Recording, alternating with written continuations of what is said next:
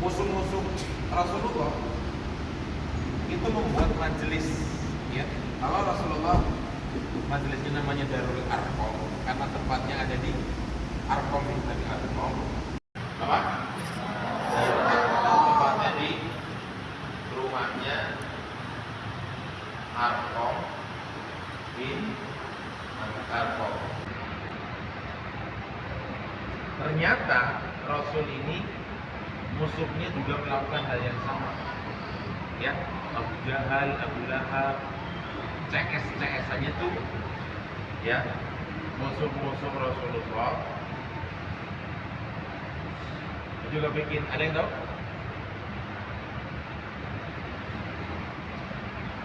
Nah, langsung kuis kan?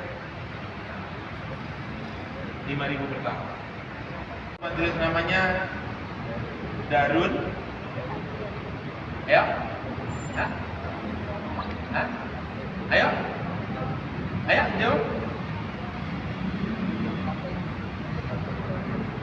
Darun Najwa. Salah kan? Salah kan?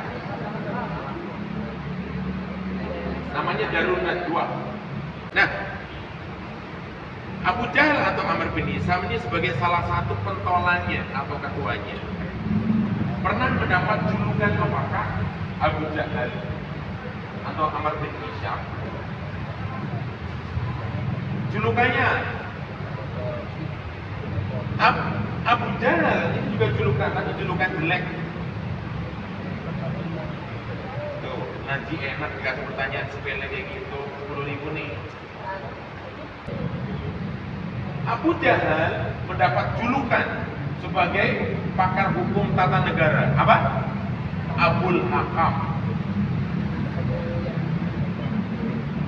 Bapaknya hukum. Abul Hakam. Ini adalah orang-orang yang keras pertentangannya. Ini profesor doktor.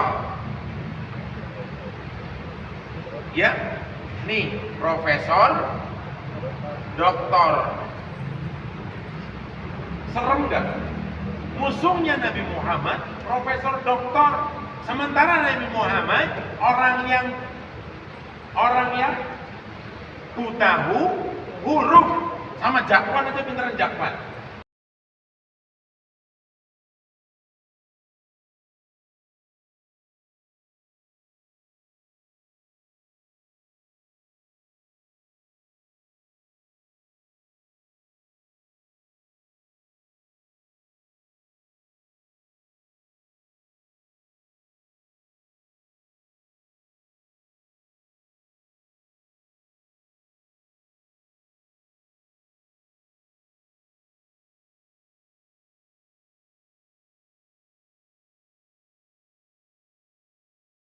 Surat 62, surat Al-Jum'ah. Berarti urut-urutannya adalah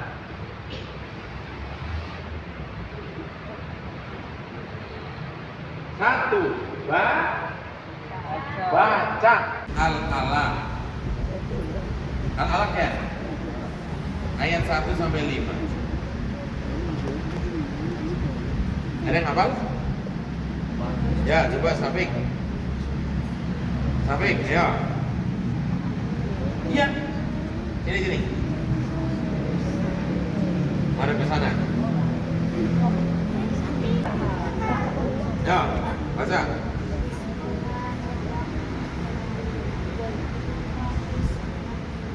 Ada yang tahu artinya?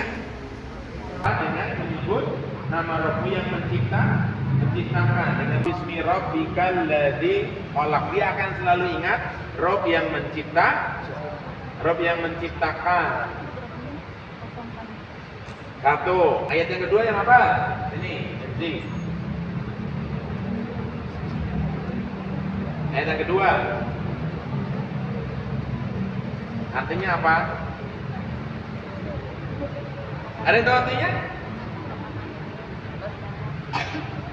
Ya, yang menciptakan manusia dari segumpal darah, menciptakan manusia, khalaqal insan. Berarti Nabi Muhammad itu diciptakan dari segumpal darah kan? Ya. Ya beliau.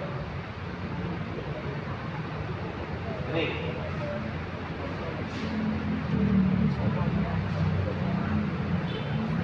Tadi siapa tadi? Kamu nih, goceng. Nih, goceng. Yuk, ayat yang ketiga. Artinya, lah tadi Iqra kan baca ya.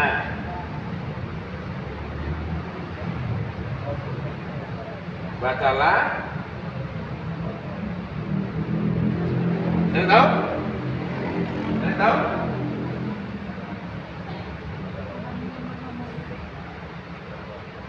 Ya, ya ini goceng nih. Satu ayat goceng kan lumayan. Iqra wa rabbukal akram. Bacalah dengan nama Rabbmu yang memuliakan. Jadi orang yang membaca Al-Quran itu akan mulia. Ayat yang keempat. Amal. Ini nggak apa-apa buat yang berani-berani aja ya. Alladzi 'allama bil qalam. Apa? Dialah Allah yang mengajarkan manusia dengan Hah? Hah? Bukan, dengan menggunakan pena. Al-qalam itu pena. Yang mengajari manusia dengan perantara pena. Ya Giana sini. Lewat sana.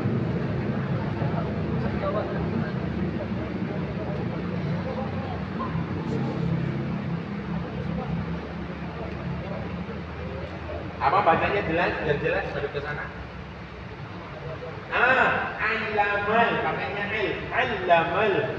Iya, bukan anamal. Oh, goceng. Artinya apa, Dan? Allamal, mengajari manusia apa yang belum. Ini kalau ngobrol sendiri saya kembali. Yang mengajari manusia apa yang dia belum ketahui. Ini goceng.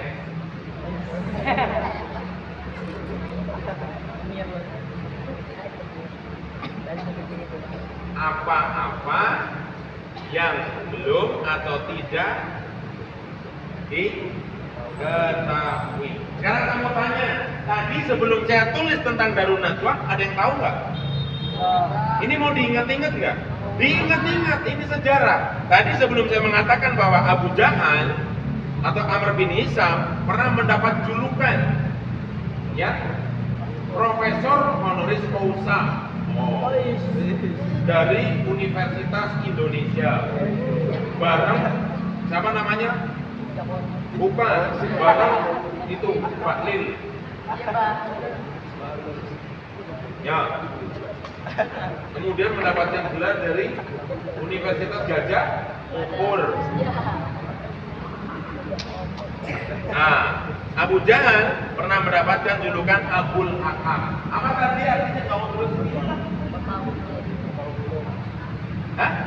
Iya, bapaknya hukum, pakar hukum tata negara. Keren nggak? Kayak Profesor Mahmud MD atau Yusuf Iqbal Mahendra. Oh, tapi kemudian dia disebut Abu Jahal. Kenapa? Ada yang tahu kenapa disebut Abu Jahal? Oh, ada yang tahu artinya jahat? Hakam itu bijaksana. Hakim itu bijaksana. Ya, bapaknya hukum.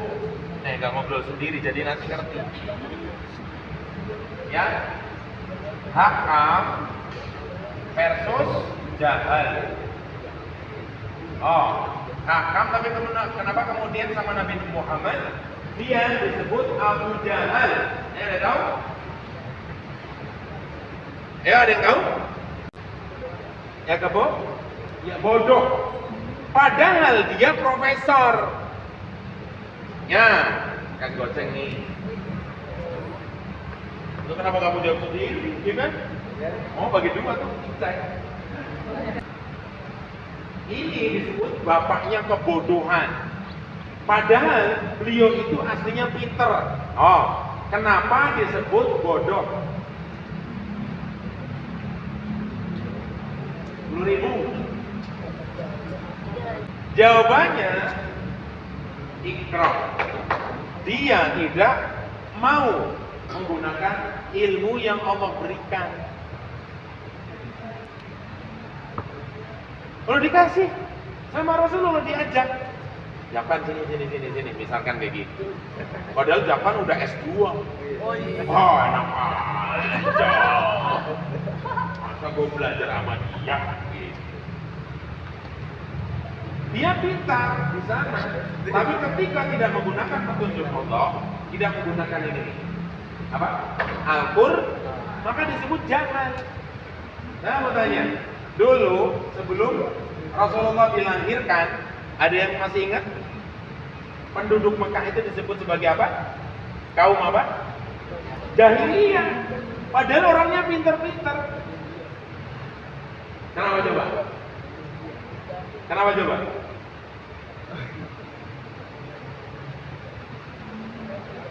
Karena yang mereka lakukan bertentangan dengan hukum-hukum Allah. Jadi kalau hari ini misalkan ada orang pintar ya, Nabil ya, dia profesor, doktor misalkan, tapi kemudian yang dia lakukan berlawanan dengan hukum-hukum Allah, maka disebutnya sama dengan Abu Jahal. Tuh, itu waktu Rasulullah mendapatkan wahyu dan diangkat menjadi Nabi dan Rasul. Maka ketika hal-hal yang seperti ini Rasulullah SAW hadir dan menerima wahyu kemudian disampaikan kepada umatnya, mereka yang tidak suka kehidupan yang biasa mereka jalani juga baik pasti akan marah.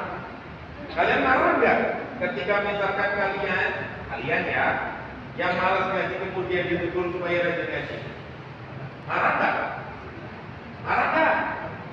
Marah nggak? Serius?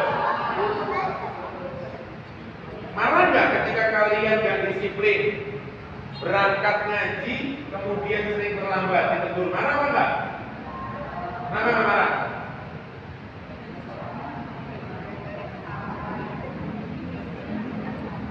Jadi nanti jangan sampai heran kalau kemudian kalian apa? Yang nggak suka itu banyak. Tidak. Masih ada pertanyaannya? Duitnya masih banyak ini. Kamu terus baik. Tuh masih ada. Baik, nanti ada pertanyaan lagi. Dan nggak usah rebutan. Yang angkat tangan dulu. Ya. Kita akan berurutan dari depan.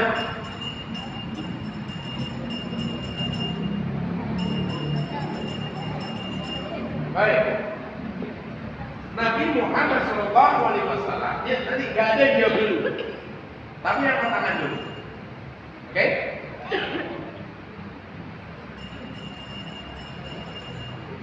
Udah bisa jawab? Disebutkan berapa kali? Dan satu dari awal ya, saya bilang dari awal. Satu dari awal. Sebutkan surat apa ayat berapa? Angkat tangan kalau yang mau jawab. Bisa angkat tangan, no? Ketinggalan tangan perempuan. Amin Rais kalau kamu Megawati. Ya, angkat tangan. 4 kali. Urutan di depan ya, surat apa ayat berapa?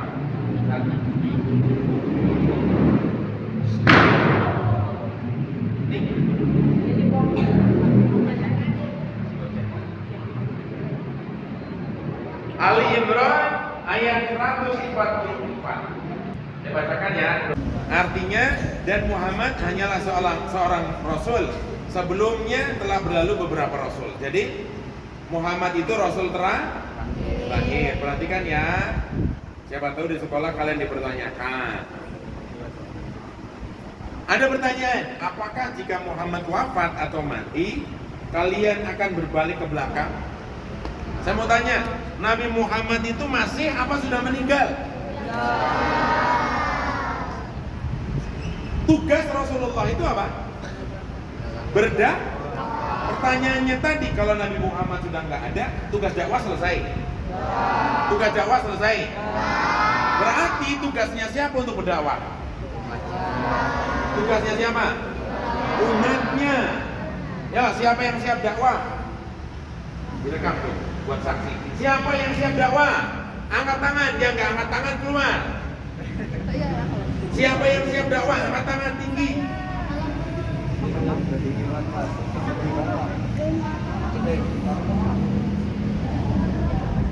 Semuanya siap dakwah. Dakwah itu nggak harus kayak gini. Dakwah itu nggak harus naik ke panggung. Dakwah itu anak laki-laki nggak harus pakai imamah, nggak harus pakai jubah, nggak harus pakai sorban, enggak. Rizky jalan menemukan paku banyak, lagi nyongok kayak gini. Terus kemudian ada motor, bentar pak, maaf pak, ada paku pak, diambil sama dia. Nah itu dakwah bilhal, dakwah dengan tindakan. Jadi kenapa kemudian Rasulullah SAW dibenci kaumnya? Karena apa tadi? Menyampaikan risalah Allah berdasarkan apa? Ilmu yang diberikan oleh Allah Subhanahu wa Ta'ala. Sementara perhatikan, Abu Jahal, Amr bin Hisham atau Abdul Hakam kemudian disebut orang yang bodoh karena dia tidak mau mengikuti ilmu apa? Ilmunya Allah. Surat Ali Imran ayat 144. Kewajiban berdakwah tidak akan apa? Berhenti walaupun Nabi Muhammad telah wafat. Kemudian surat selanjutnya berurutan ya. Surat Al-Ahzab ayat 20. Habis. Surat Al-Ahzab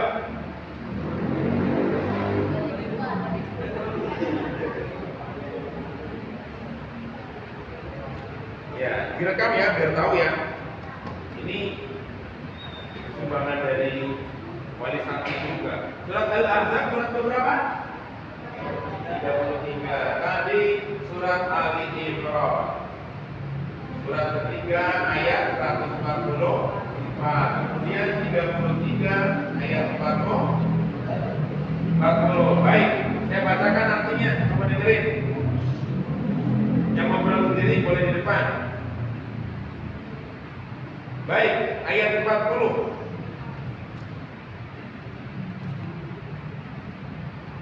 Saya bacakan artinya.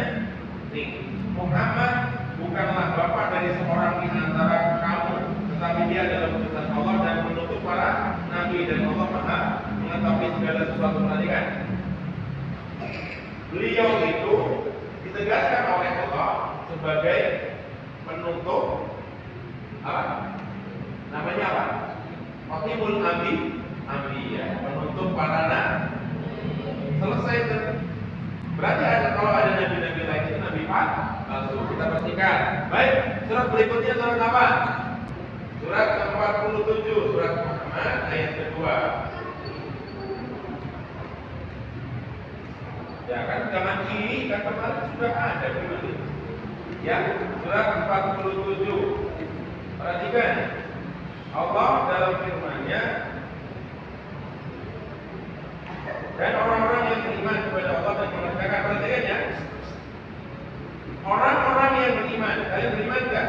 Dan mengerjakan kebajikan serta beriman kepada apa yang diturunkan kepada Muhammad. Apa yang diturunkan kepada Muhammad? Apa? Al-Quran. Siapa yang sudah sepenuhnya mengamalkan isi Al-Quran?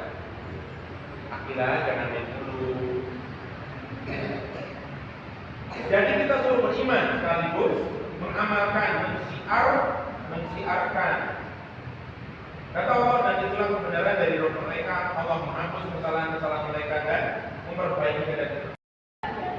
Terakhir surat Muhammad. Surat apa? Al-Fat. Surat berapa? 48 ayat 29. Begini gimana? IP. Ya, dibacakan ya artinya. Muhammad adalah utusan Allah. Perhatikan. Ini urut-urutan loh. Perhatikan ya. Muhammad adalah utusan Allah. Malam hari ini yang menjadi topik pembicaraan kita adalah Muhammad. Dan orang-orang yang bersama dengan dia bersikap keras terhadap orang-orang kafir. Hari ini orang-orang pintar kita bersikap keras nggak? Bersikap keras nggak? Nah, malah berteman, bertekuk lutut. Tetapi berkasih sayang sesama mereka. Kamu melihat mereka rukuk dan sujud untuk mencari karunia Allah dengan keridhoannya. Pada wajah mereka tampak tanda-tanda bekas sujud. Demikianlah sifat-sifat mereka yang diungkapkan dalam Taurat dan sifat-sifat mereka yang diungkapkan dalam Injil. Yaitu seperti benih yang mengeluarkan tunasnya, kemudian tunas itu semakin kuat, lalu menjadi besar dan tegak lurus di atas batangnya. Tanaman itu menyenangkan hati penanam-penanamnya, karena Allah hendak menjengkelkan hati-hati orang kafir dengan kekuatan orang mukmin. Allah menjanjikan kepada orang-orang yang beriman dan mengerjakan kebajikan di antara mereka ampunan dan pahala yang besar.